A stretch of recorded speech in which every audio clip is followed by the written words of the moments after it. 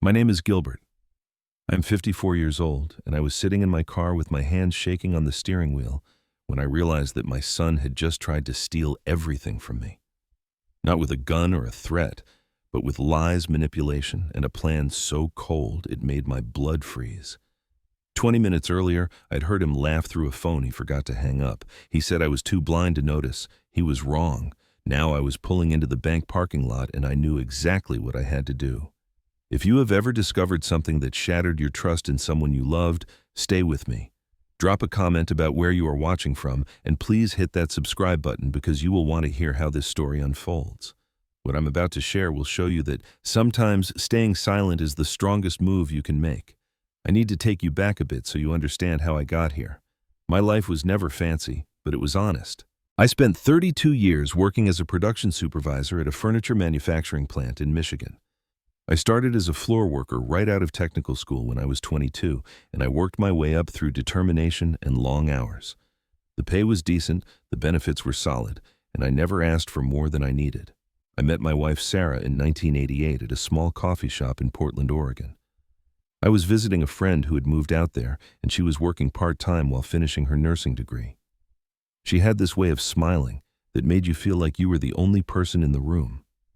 We talked for 3 hours that first day. I flew back to Michigan, but we wrote letters every week, real letters with stamps and everything. 6 months later, I asked her to marry me over the phone because I could not wait another day. She said yes before I even finished the question. We got married in a small ceremony with about 40 people.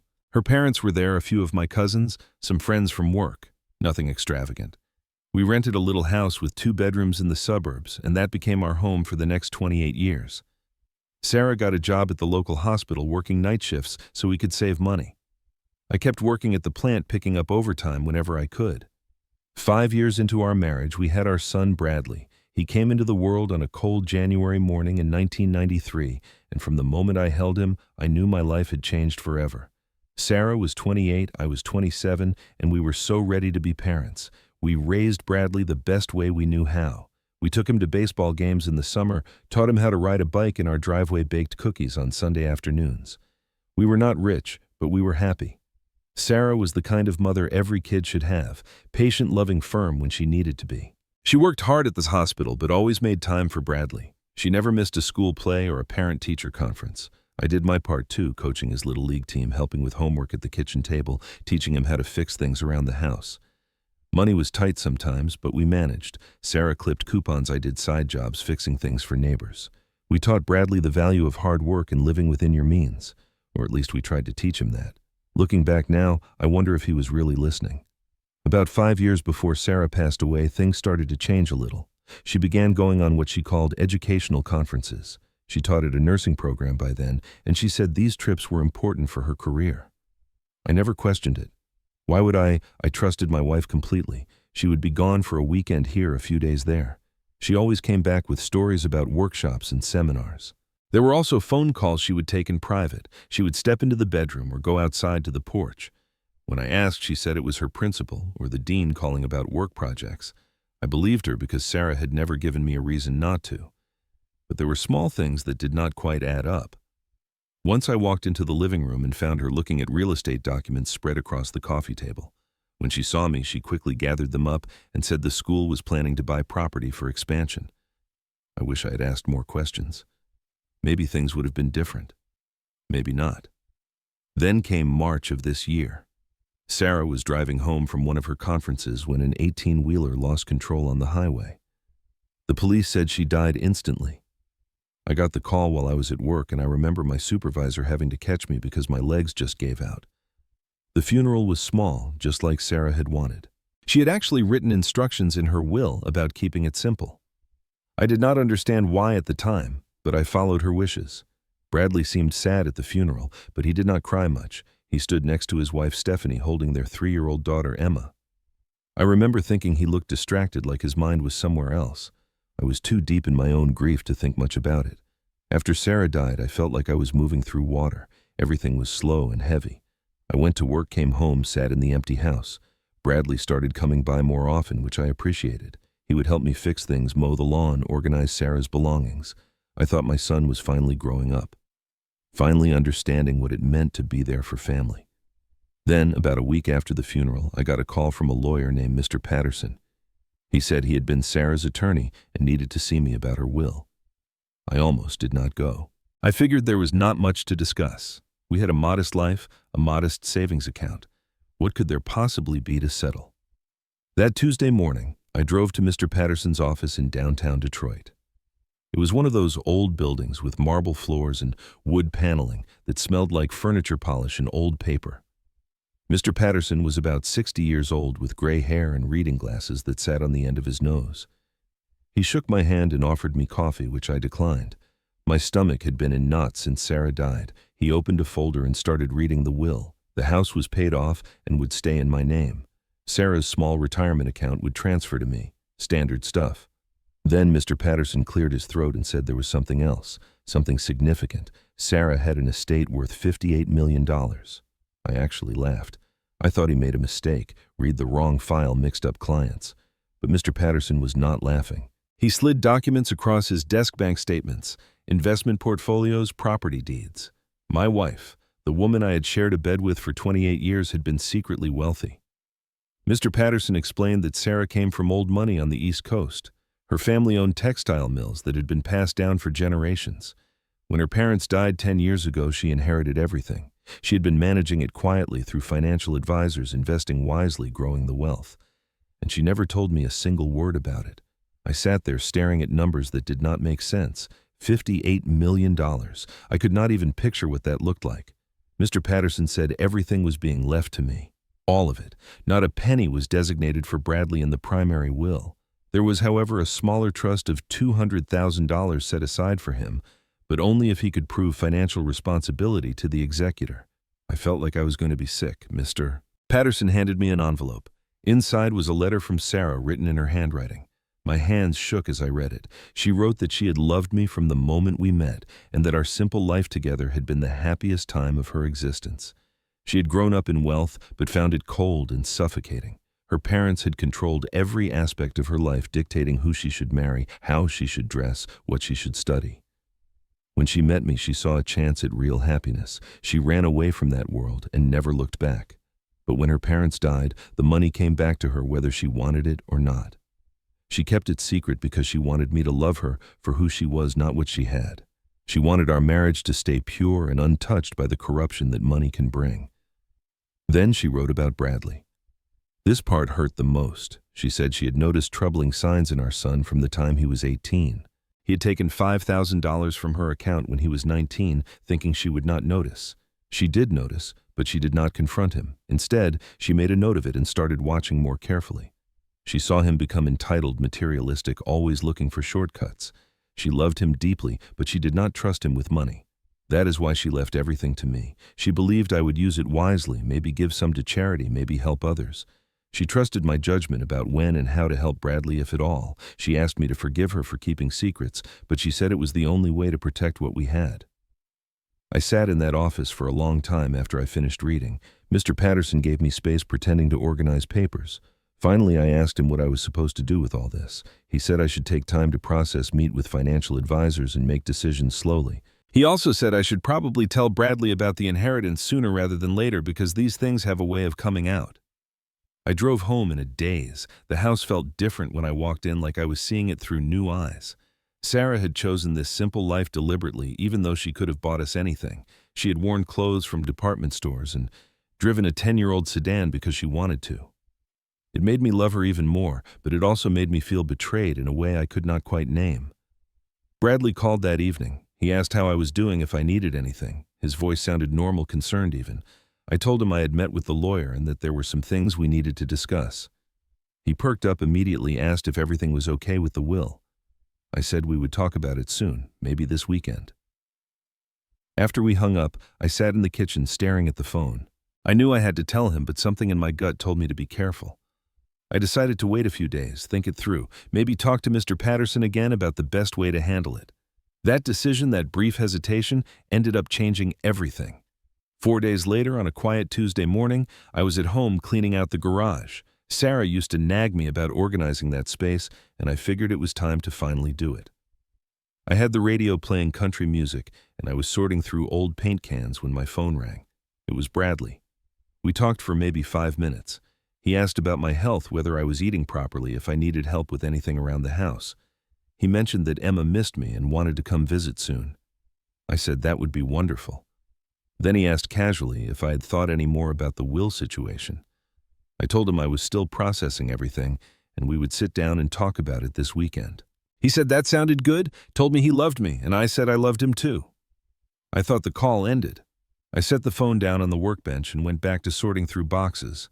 But about 3 minutes later, I heard voices coming from the phone. At first, I thought maybe I had accidentally dialed someone or the radio was picking up a talk show, but then I heard my son's voice clear as day, and I realized he had not hung up. I picked up the phone and pressed it to my ear. Bradley was talking to someone. I heard a woman's voice respond, Stephanie, his wife. My heart started beating faster because I heard my name mentioned. Bradley said, "The old man still will not agree to transfer the money. He is being so stubborn about it." Stephanie's voice came through, irritated. "We need that money, Bradley. We are already $180,000 in debt. The credit card companies are threatening to sue." I froze. $180,000 in debt. How was that even possible? Bradley had a decent job and Stephanie worked too. Where had all that money gone? Bradley continued. I know, but he does not trust me with finances. He thinks I am irresponsible." Stephanie snapped back. "Well, can you blame him? You have not exactly proven yourself." Then Bradley said something that made my blood run cold. "Look, I have been thinking about this. Maybe we need to prove he is not capable of managing the money himself." "What do you mean?" Stephanie asked. Bradley's voice dropped lower, but I could still hear every word. "I mean, what if we could convince people that he is losing it mentally? Early dementia or something. If we can get a doctor to diagnose him with cognitive decline, we could petition for guardianship.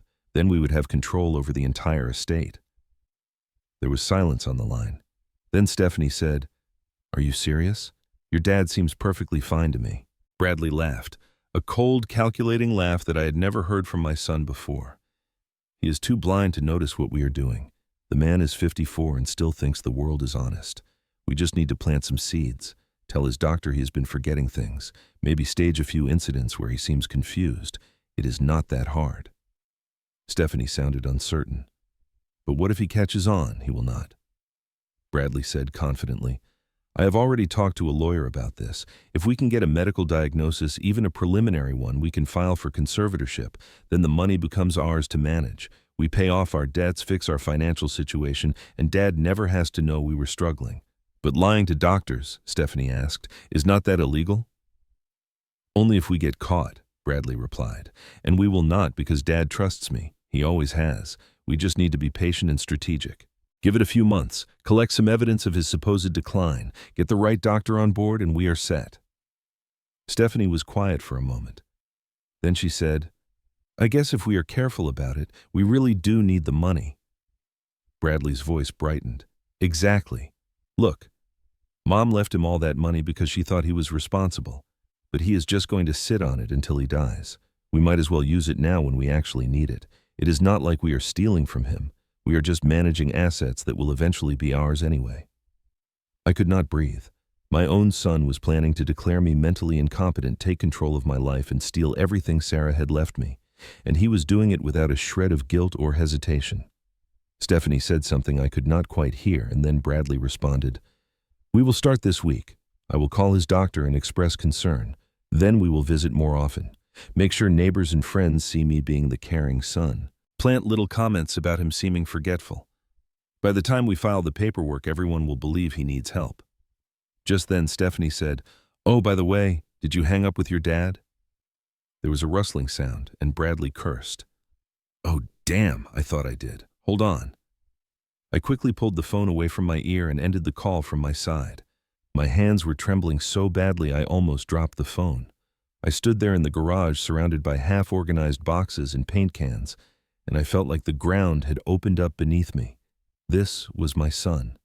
The baby I had held in the hospital, the little boy I had taught to throw a baseball, the young man I had helped move into his first apartment, and he was planning to betray me in the most calculated, cruel way imaginable. I do not know how long I stood there. It might have been 5 minutes or 30. Eventually my legs started working again and I walked into the house. I sat down at the kitchen table and stared at the wall. Part of me wanted to call Bradley immediately, scream at him, demand to know how he could even think about doing this. But something stopped me. If I confronted him now, he would just deny everything. He would say I misunderstood, that I was taking things out of context. He might even use my reaction as evidence that I was unstable. No, I needed to be smarter than that. I needed to think this through. I looked at the clock. It was 10:30 in the morning. I picked up my keys, walked to my car, and drove straight to the bank. The drive to the bank took 25 minutes, and I do not remember a single second of it. My mind was spinning with what I had just heard, replaying Bradley's words over and over, the casual way he had said it, the lack of remorse, the cold calculation. When I walked into the bank, I must have looked terrible because the teller asked if I was feeling all right. I told her I needed to speak with my account manager immediately. She made a call, and within minutes, I was sitting in a small office across from Patricia, a woman who had handled my accounts for the past 15 years. Patricia was about 45, with kind eyes and a calm demeanor. She had helped Sarah and me set up our retirement accounts, and she had sent a sympathy card when Sarah passed. She took one look at my face and closed the office door. "I am in trouble," I told her, "and I need your help." She listened as I explained everything, the inheritance, the phone call, Bradley's plan. She did not interrupt, just nodded occasionally and took notes. When I finished, she sat back in her chair and let out a long breath. "Mr. Gilbert," she said quietly, "I'm so sorry this is happening to you. Unfortunately, I have seen similar situations before. Financial exploitation of elderly parents is more common than people realize. I am not elderly," I said a bit defensively. "I'm 54. 50. She held up a hand. "I know, and that is actually in your favor. The courts are less likely to grant conservatorship for someone your age without substantial medical evidence. But that does not mean your son will not try. We need to protect your assets immediately." She pulled out some forms and started walking me through the process. First, we changed all of my account passwords and security questions. We set up two-factor authentication on every account, meaning any access would require both a password and a code sent to my phone. We placed alerts on all accounts so that any transaction over $1,000 would trigger an immediate notification to me. Then Patricia suggested something I had not thought about. We should remove Bradley as a beneficiary on these accounts, at least temporarily. If something were to happen to you right now, he would inherit everything anyway, which might give him motive to. She trailed off, not wanting to say it out loud. To hurt me, I finished for her. She nodded. We made Bradley's inheritance contingent on certain conditions being met, and we moved the bulk of the assets into a trust that could not be easily accessed or changed without my explicit documented consent. Patricia said she would file all the paperwork that day. "Is there anything else I should do?" I asked. She thought for a moment. "You might want to speak with an attorney. What your son is planning could constitute fraud and elder abuse. Even though you are not technically elderly, you might want legal protection in place." I thanked her and left the bank feeling slightly more in control, but no less devastated. My next stop was the law office of James Harris, the attorney who had helped Sarah and me draft our wills a few years back. Mr. Harris was semi-retired now, only taking select cases, but when I called and explained it was urgent, he agreed to see me that afternoon. Mr. Harris's office was in an old house that had been converted into a law practice. He met me at the door himself, a tall man in his early 60s with white hair and sharp blue eyes. We sat in his study surrounded by law books and framed diplomas. I told him everything: the inheritance, the phone call, Bradley's plan. Mr. Harris listened with the same careful attention Patricia had given me, but his expression grew darker as I spoke. When I finished, he leaned forward and folded his hands on his desk. "Gilbert, what your son is planning is not just unethical, it is criminal. Attempting to fraudulently obtain guardianship, lying to medical professionals, financial exploitation of a vulnerable person. These are serious offenses." "But I am not vulnerable," I protested. "In the eyes of the law, anyone can be made vulnerable through deception," he replied. "Your son is betting that he can manipulate the system before you realize what is happening. The good news is you know about it now. The bad news is if he has already talked to a lawyer, he may move faster than we expect." Mr. Harris outlined a plan. First, I needed to get a psychiatric evaluation immediately to establish my mental competency. He gave me the name of a doctor who specialized in competency assessments.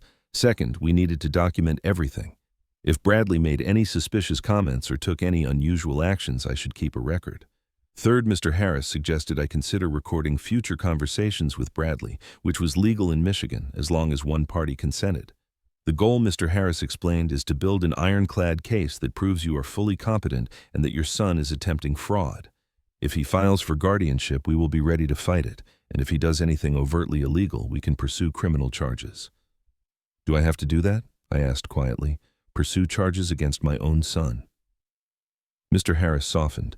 That is entirely your decision. But you need to protect yourself first. You can always choose mercy later, but right now, you need to secure your position. I left his office with a folder full of documents and a heavy heart. My son was not just after my money. He was willing to destroy my reputation, my autonomy, and my dignity to get it. And I had to decide how far I was willing to go to stop him. 2 days later, I sat in the office of Dr. Freeman, a psychiatrist who specialized in cognitive assessments. She was a woman in her early 50s with a gentle manner and a thorough approach. She put me through a battery of tests: memory recall, problem-solving, pattern recognition, emotional stability assessments. It took nearly 3 hours. At the end, she reviewed the results with me. Mr. Gilbert, your cognitive function is completely normal. In fact, your memory and reasoning scores are above average for your age group. There is absolutely no indication of dementia, Alzheimer's, or any cognitive decline whatsoever. She typed up an official report and gave me a sealed copy.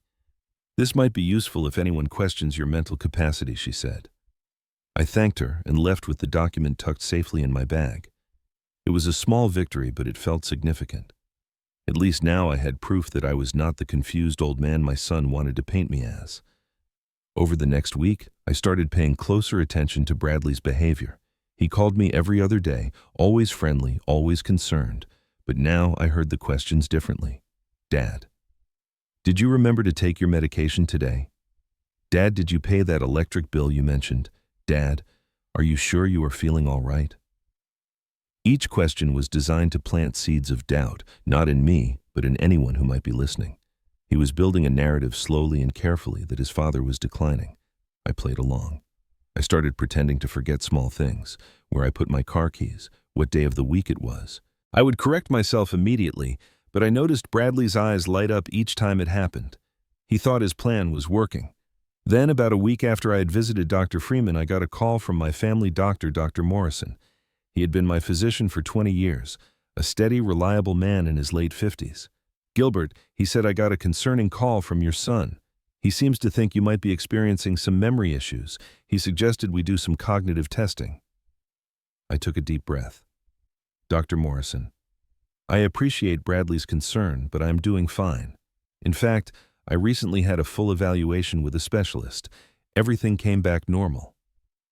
I see, he said slowly. Well, that is good to hear, but would you mind coming in anyway?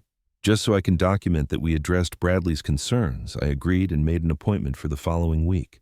When I arrived, Dr. Morrison did a brief examination and asked me some basic questions.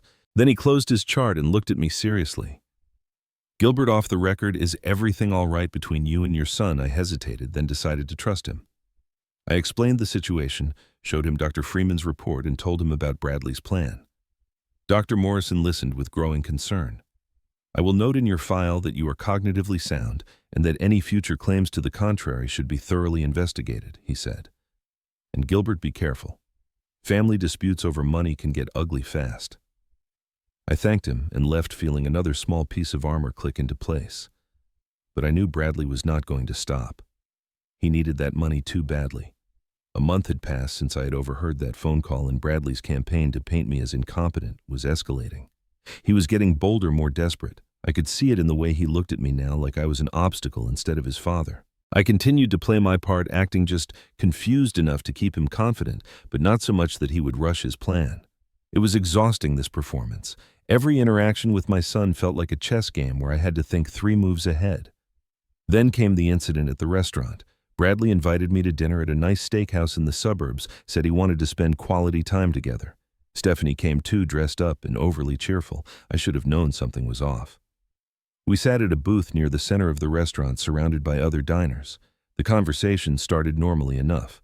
We talked about Emma, about the weather, about a project Bradley was working on. Then in the middle of the meal, Bradley suddenly said, "Dad, did you remember to keep that appointment with the cardiologist last week?" I looked at him confused. What appointment? I do not have a cardiologist. Bradley's expression shifted to concern. Dad, yes you do. Dr. Stevens. You told me about the appointment 2 weeks ago. I have never seen a Dr. Stevens in my life, I said calmly. Bradley glanced at Stephanie, then back at me.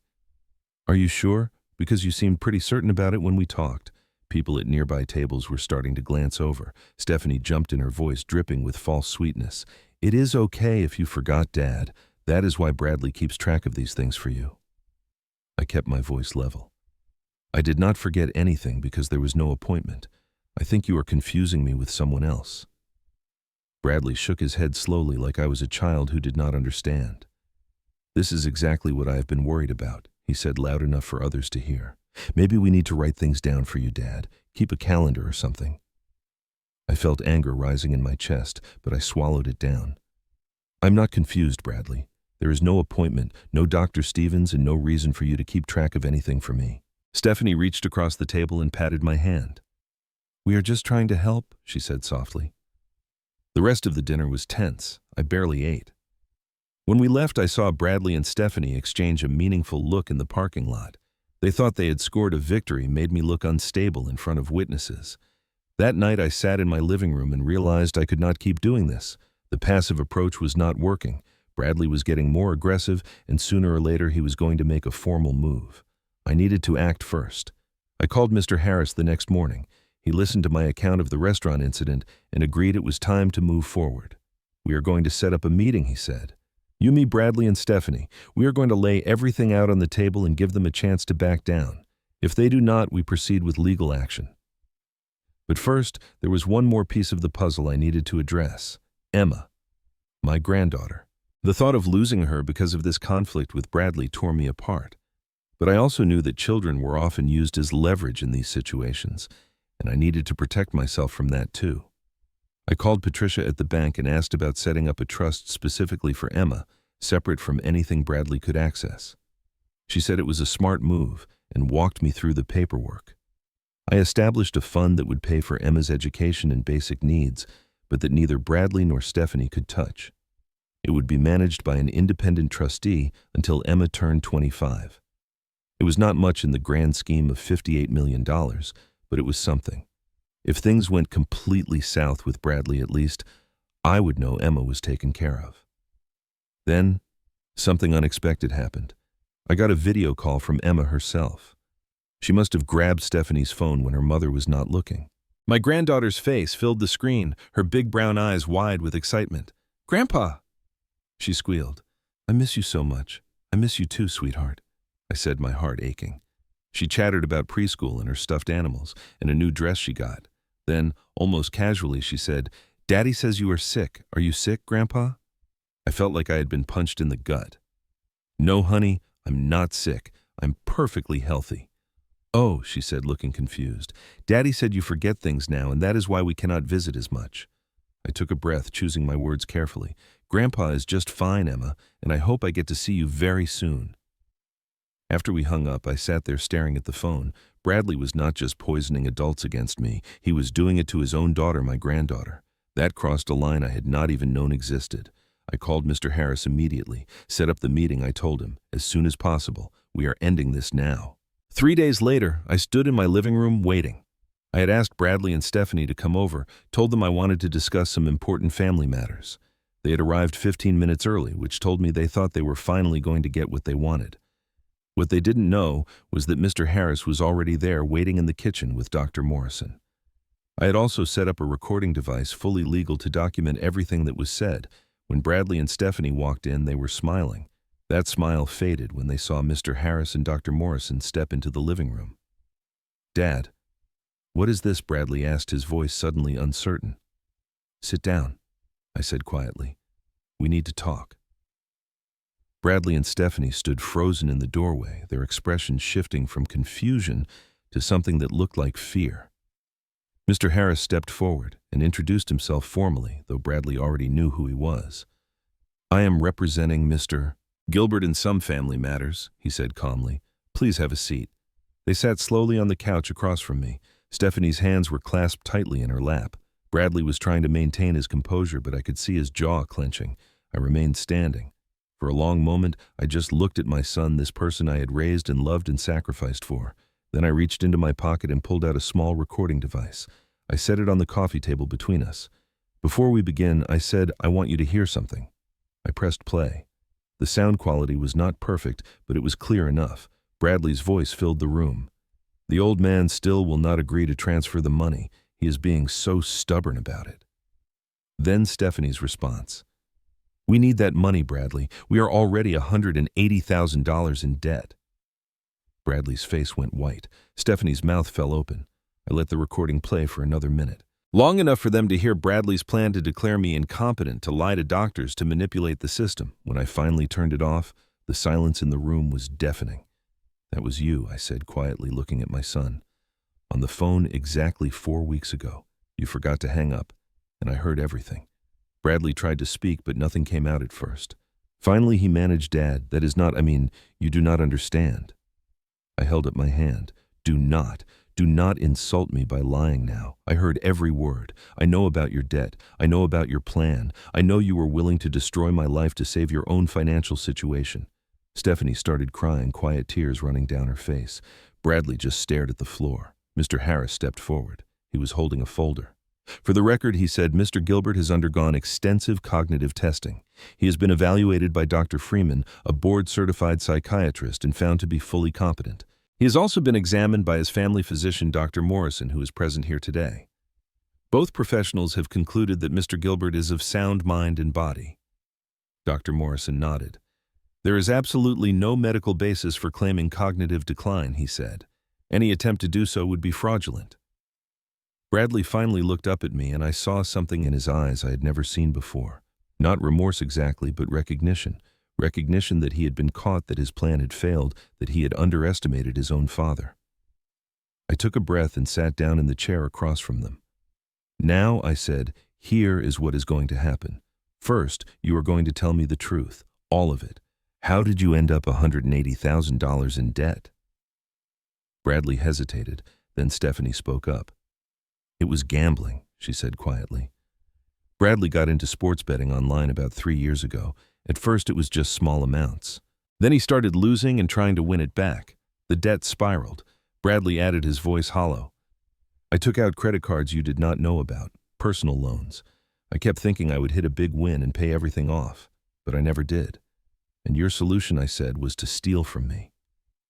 "Not steal," Bradley protested weakly. "We would have managed the money properly. We just needed access to it. By declaring me mentally incompetent," I said. "By lying to doctors and manipulating the legal system. By making everyone believe I could not take care of myself." Stephanie sobbed. "We did not know what else to do. The creditors are threatening to sue. We are going to lose our house." Mr. Harris spoke up again. "What you did not know or chose to ignore is that financial exploitation of this nature is a criminal offense in Michigan. Attempted fraud, elder abuse, conspiracy to commit theft. These charges carry significant penalties, including prison time." Bradley's head snapped up. "Prison," Mr. Harris nodded. "However, Mr. Gilbert has asked me not to pursue criminal charges at this time. He wants to give you an opportunity to resolve this situation differently." I leaned forward, my hands on my knees. "Here are my conditions, and they are not negotiable. First, you will immediately enter a financial counseling program.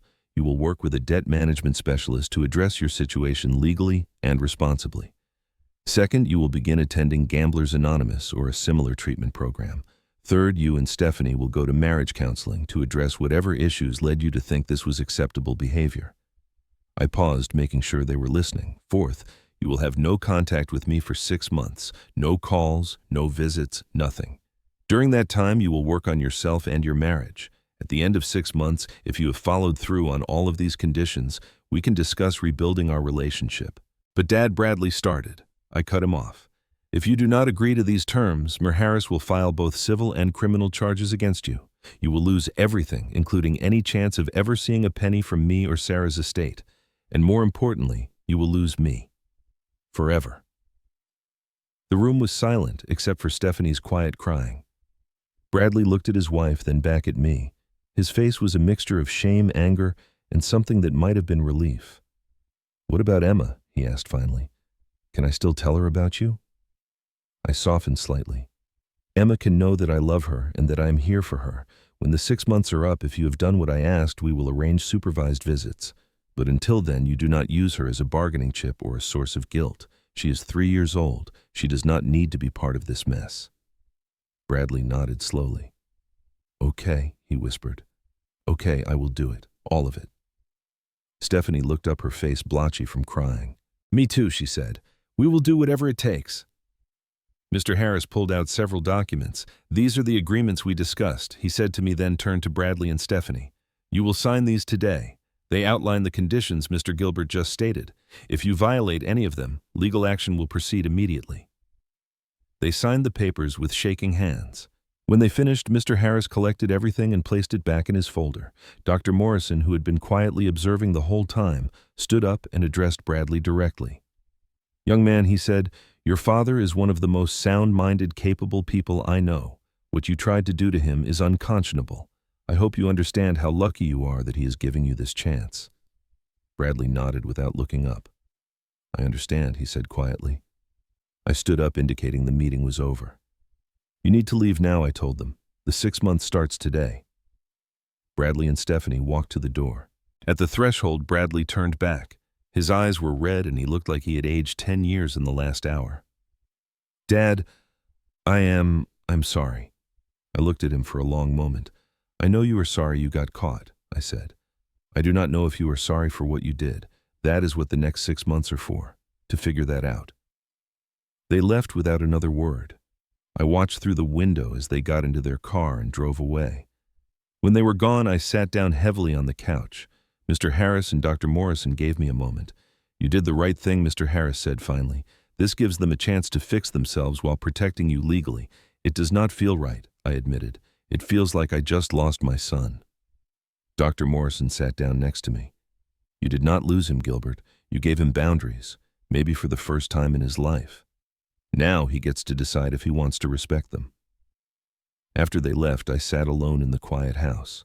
The recording device was still on the coffee table. I picked it up and turned it over in my hands. This small piece of technology had saved me from being declared incompetent, from losing everything Sarah had left me, from being controlled by my own child. But it had not saved me from the heartbreak. That was something I would have to carry on my own. The first month without Bradley was the hardest. I would pick up the phone to call him about something small, some little thing I wanted to share, and then remember that I could not. The house felt emptier than it had even right after Sarah died. At least then I had Bradley coming around, even if his motives turned out to be poisonous. Mr. Harris checked in with me weekly. He had been in contact with the financial counseling agency Bradley had enrolled in, and they confirmed he was attending sessions. The debt management plan was in place, and Bradley had started making payments, small ones, but consistent. I joined a support group for older adults who had experienced financial exploitation or abuse from family members. I hated the word elderly, but the group was actually helpful. There were people in their 60s, 70s, and 80s who had been through similar situations. Some of them had been completely wiped out by their children or caregivers. Others had caught it in time like I did. One man, a retired postal worker named Frank, told me something that stuck with me. You did not fail as a parent, he said. You succeeded in raising someone who had free will. They just chose to use it badly. That is on them, not you. I also started spending more time on hobbies I had neglected. I built a workbench in the garage and began making small furniture pieces. Nothing fancy, just simple tables and chairs. I gave them to neighbors and friends. It felt good to create something with my hands again. Patricia at the bank continued to monitor my accounts. There had been no suspicious activity, no attempts to access anything. She said that was a good sign. It meant Bradley was actually following through on his promises, at least for now. Around the 3-month mark, I started receiving letters from Bradley. He mailed them to Mr. Harris's office, respecting my request for no direct contact, and Mr. Harris would forward them to me. The first few letters were full of apologies and explanations. He talked about how the gambling had started, how it had spiraled out of control, how the debt had made him desperate. But by the 4th letter, something shifted. He started writing less about the past and more about what he was learning in counseling. He talked about facing his addiction, about the patterns of thinking that had led him to believe he deserved the easy way out. He mentioned that Stephanie was in therapy too, working through her own issues with materialism and instant gratification. He did not ask for forgiveness. He did not ask for money. He just wrote about the work he was doing. I appreciated that. In the 5th month, Mayor Harris forwarded an email from Bradley's debt counselor. It was a progress report showing that Bradley had sold his expensive car and bought a used sedan. He and Stephanie had moved out of their rental house into a smaller apartment. They were both working second jobs on weekends. The debt was being chipped away slowly but steadily. The counselor noted that Bradley had shown genuine commitment to change and had not missed a single appointment or payment. It was the kind of report I had hoped for, but had not really expected. As the 6-month mark approached, I found myself thinking more about Emma. I missed my granddaughter terribly. I had written her a letter, sealed it, and given it to Mr. Harris with instructions to give it to her when she was older. In it, I explained everything that had happened, not to turn her against her father, but so she would understand someday why things had been so complicated. But I wanted to see her now, not just write to her for some distant future. 10 days before the 6 months were up, I called Mr. Harris.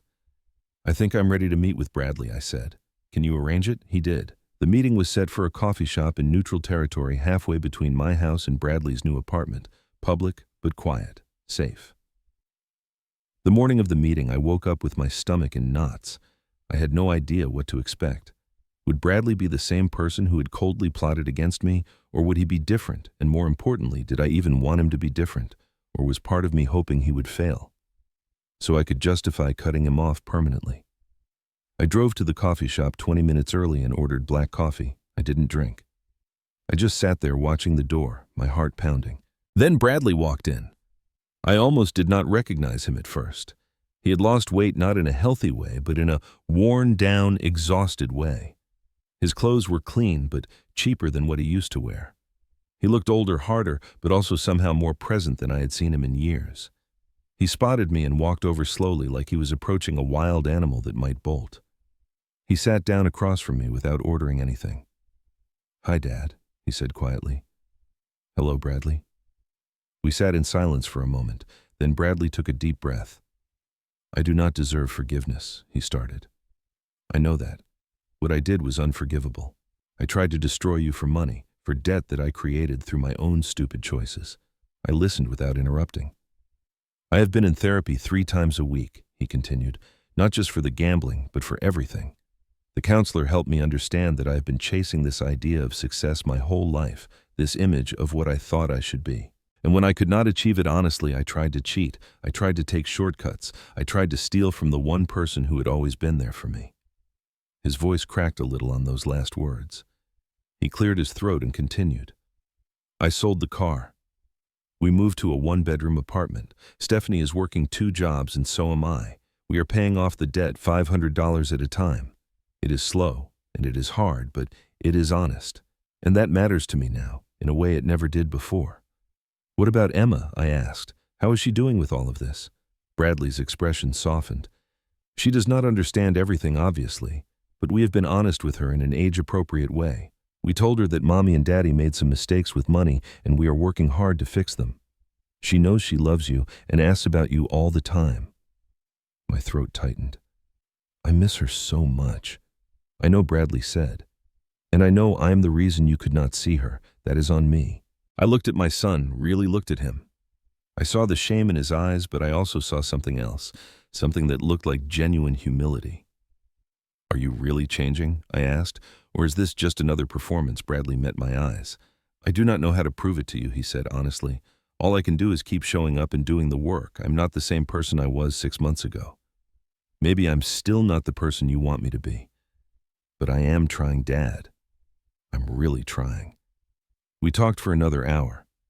He told me about the Gamblers Anonymous meetings, about the triggers he had identified, about the strategies he was learning to manage money responsibly.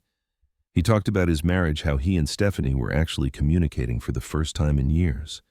It was not all fixed, he said, but they were both committed to fixing it together. When we finally stood up to leave, Bradley hesitated. Can I hug you?" he asked. I paused, then nodded. He stepped forward and embraced me, and I felt him shake slightly. When we pulled apart, his eyes were wet. "Thank you for not giving up on me," he whispered. "I have not decided if I'm giving up on you or not," I said honestly, "but I am willing to see where this goes." We agreed to meet again in 2 weeks with Stephanie and Emma this time. Mr. Harris would be there too, just as a precaution. But it was a start. As I drove home, I felt something I had not felt in months. Not quite hope, but maybe the possibility of hope. Bradley had a long way to go before I would truly trust him again. But the fact that he was walking the path at all meant something.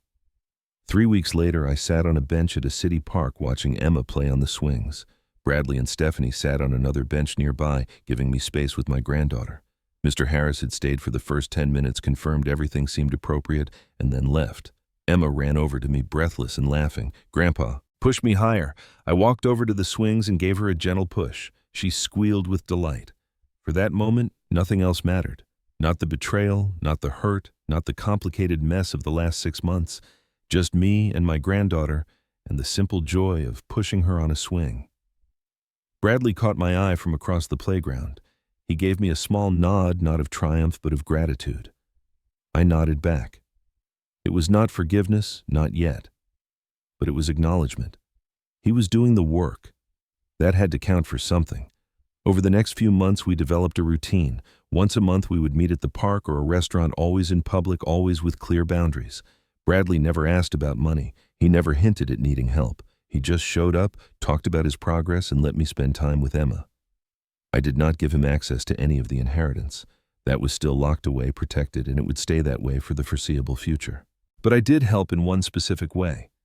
Through Mr. Harris, I paid for Bradley to continue his therapy, not with cash handed over, but directly to the therapist's office. It was an investment in his recovery, not a bailout.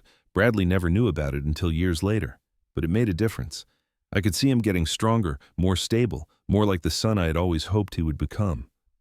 It has been a year now since that terrible phone call, since I heard my son plot to destroy my life for money. A year since I sat in that bank and started putting up walls to protect myself.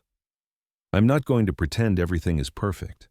Trust once broken the way Bradley broke it does not simply heal. There are still moments when I look at him and remember what he was willing to do. There are still nights when I lie awake wondering if he has really changed, or if he is just better at hiding his true nature now. But I also see evidence that gives me hope. Bradley has been debt-free for 2 months. He paid off every penny of that $180,000 through hard work and sacrifice. His marriage to Stephanie is stronger because they had to rebuild it from the ground up with honesty this time. And Emma is growing up watching her parents model something important, that when you make mistakes, even terrible ones, you have the power to fix them. As for me, I have learned things I never wanted to learn. I learned that you can love someone deeply and still need to protect yourself from them. I learned that setting boundaries is not cruelty, it is survival. I learned that silence can be the most powerful response when someone tries to manipulate you. Sarah's money is still there, carefully managed and invested. I have used some of it to establish the scholarship fund for teachers that she always wanted. I have donated to causes she cared about. I have set up Emma's education trust. The rest sits in accounts and investments, growing quietly, waiting for whenever I might need it. But mostly I do not think about the money. It was never what mattered. What mattered was the betrayal and the choice I had to make about how to respond to it. I could have destroyed Bradley completely. I had the evidence, the legal backing, the justification. But I chose a different path, not because he deserved mercy, but because I wanted to see if he could earn redemption. I do not know if he has earned it yet. Maybe I will never fully trust him again. Maybe that is okay. Maybe the point was not to restore everything to how it was before, but to build something new and more honest. Bradley came by the house last week, just him, no Stephanie or Emma. He helped me fix the fence in the backyard that had been sagging for months. We worked side by side in silence for a while, just hammering nails and adjusting posts. At one point, he stopped and looked at me. "I know I can never undo what I did," he said, "but I want you to know that I see it clearly now. I see how close I came to losing everything that actually matters, and I'm grateful you gave me the chance to figure that out." I nodded and went back to hammering. Some things do not need a response. They just need to be heard.